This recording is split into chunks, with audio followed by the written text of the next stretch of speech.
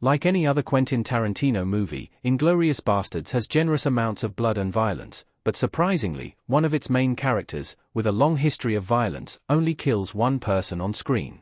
After exploring the genres of crime, martial arts, and slasher, Quentin Tarantino tried something completely different and told an alternate version of historical events in Inglourious Basterds.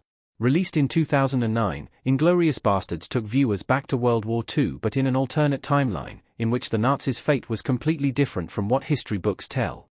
Inglourious Basterds follows two plots to assassinate Adolf Hitler, which end up converging at the premiere of a German propaganda film. First is that of Shosanna Dreyfus, Mélanie Laurent, whose family was murdered by the men of Hans Lander, Christoph Waltz, so now she plans to kill him, Hitler, and everyone else at her cinema. Then there are the Bastards, led by Lieutenant Aldo Raine, Brad Pitt, a Black Ops commando unit looking to kill and scalp as many Nazis as possible, including Hitler, and despite this, Aldo Raine only has one on-screen kill. Aldo Raine only kills one person on screen in Inglourious Basterds. Surprisingly, the leader of the Bastards has only one on-screen kill.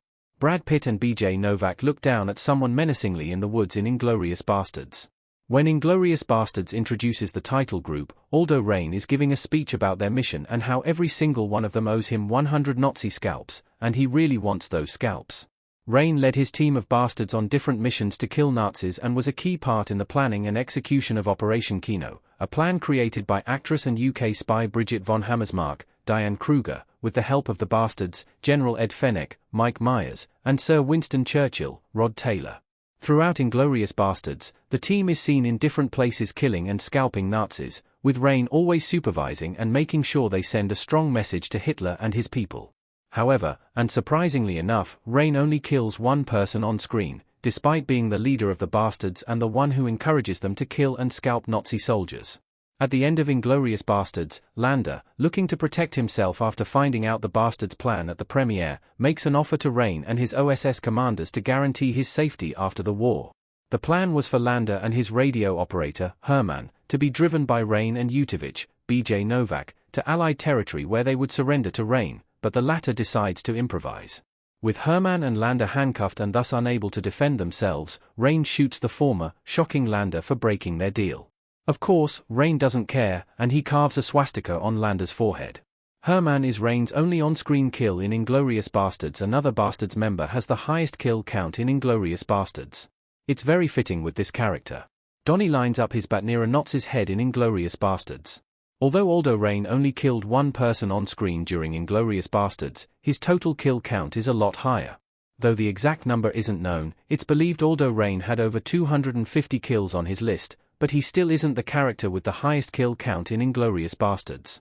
According to different sources, including All Outer Bubblegum, which provides a body count breakdown, the Inglourious Basterds character with the highest kill count is Sergeant Donnie Donowitz aka the Bear Jew, Eli Roth. According to that breakdown, Donnie has a kill count of 240, thanks to the many Nazis he killed at the cinema with Omar Olmos, Omar Doom, help, who is second on the list with 233. Of course, these are based on their on-screen kills, so the total count would be higher depending on how many people they killed before the events of Inglourious Basterds. On the third spot of the list of Inglourious Basterds' highest kill counts is Hans Lander, with approximately 230 kills, though how many of those were by his own hand is unknown. Inglourious Basterds is still Tarantino's movie with the highest kill count. One scene granted Inglourious Basterds a very high kill count. As mentioned above, blood and violence are the main ingredients in Quentin Tarantino's movies, but even after movies with violent scenes like Django Unchained and Kill Bill, both movies, Inglourious Basterds is still the Tarantino movie with the highest kill count.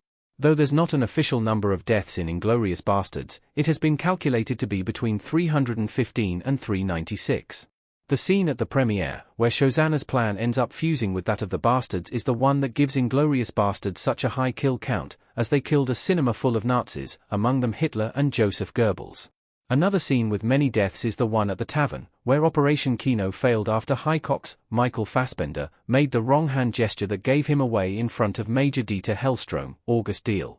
It's unlikely that Quentin Tarantino's 10th and supposedly final movie will beat Inglourious Basterds' high kill count, but he could still surprise the audience.